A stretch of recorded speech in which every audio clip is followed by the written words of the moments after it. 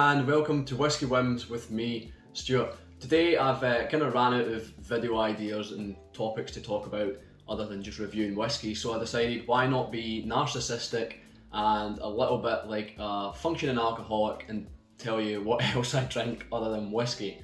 I'll just go through it. No specific order or anything, no top 5 or anything like that. I'm just pretty much going to tell you what I think of other drinks and what I drink usually. I wouldn't say day to day, possibly day to day, but from now and then, and just basically when I go out to pubs. So if I ever go to a pub, if I ever go to a bar, I usually get a pint of Guinness. It's usually that's what I drink from there until the end of the night is usually Guinness. Not a big fan of like vodka, so I never have a vodka cola or anything like that. Vodka's never really kind of stuck with me. There's been some that I've maybe thought it's not bad, but it's not something I can really drink. I usually go for the Guinness.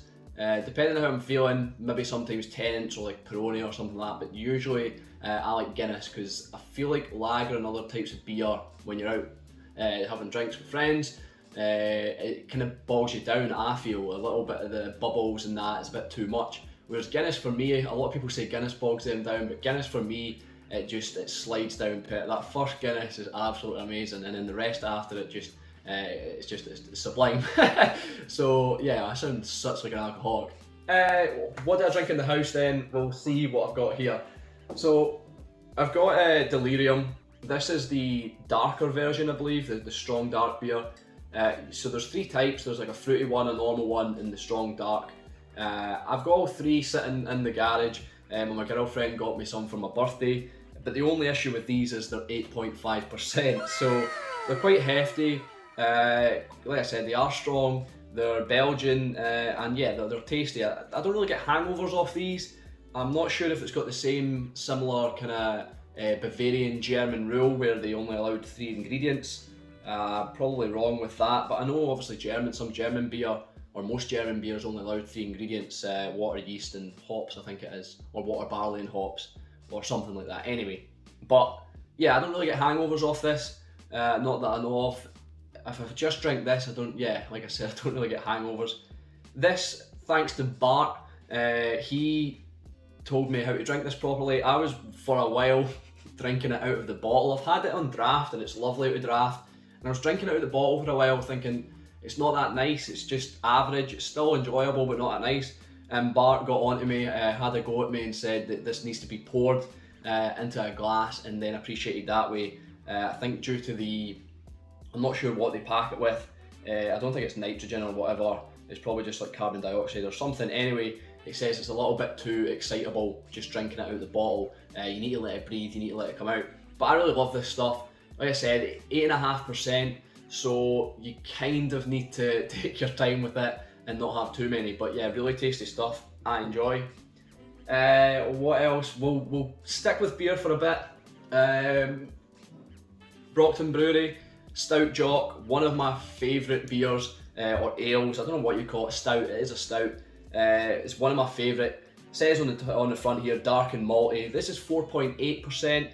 A little bit about maybe the taste here: caramel sweetness, sharp black and smoky roasted malts, topped off with a burst of biscuity oats and creamy chocolate finish. It is that, it's just lovely, it's nice. I wouldn't say it's overly sweet, really. I mean, it is a little sweet, but this to me is as close to Guinness in the house I can get. I'm not saying it tastes like Guinness, not at all. There is elements, both are stouts, so there is elements of Guinness, but on a level of how much I enjoy it, that's what I would compare it with.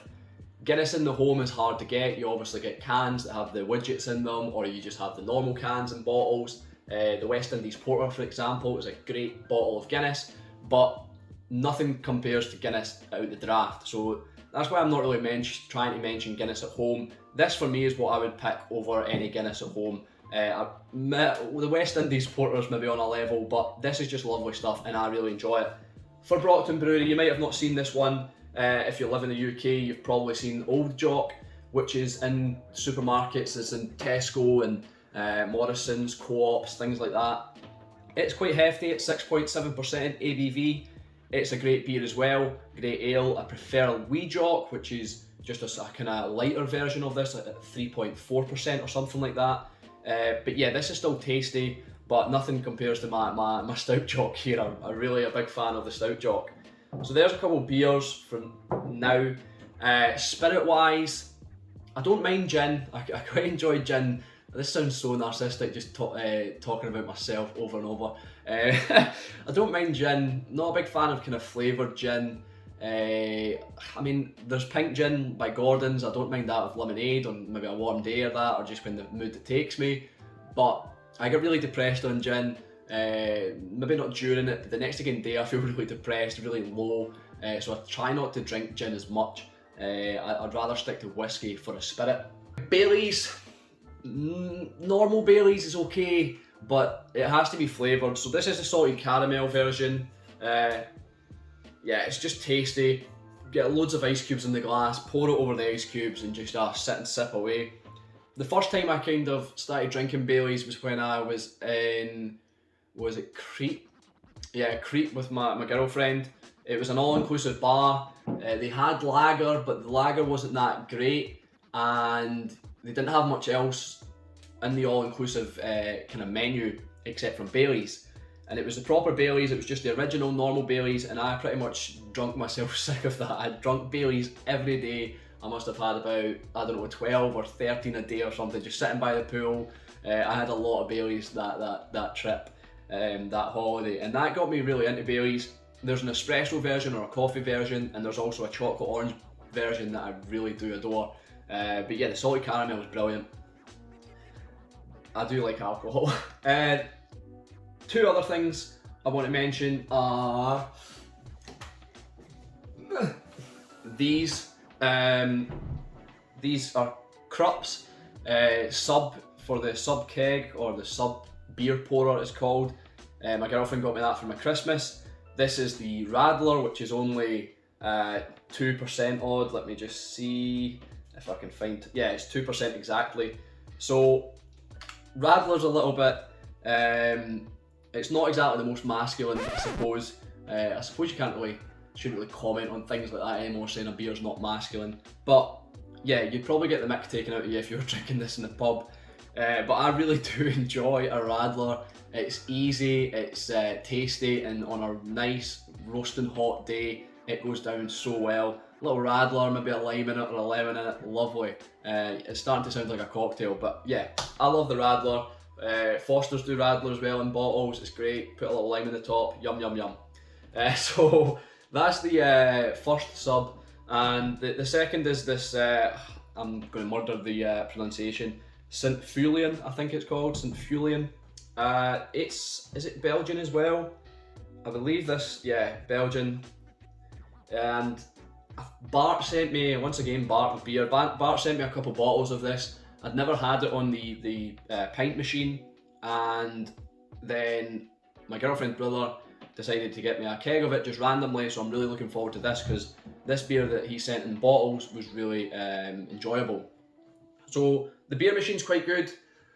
I get enjoyment out of it. It is like a proper pint, it is like a proper beer from a pub. The only issue is maybe the waste, it's plastic. You put it in the recycling, but I'm not sure how much of it will get recycled.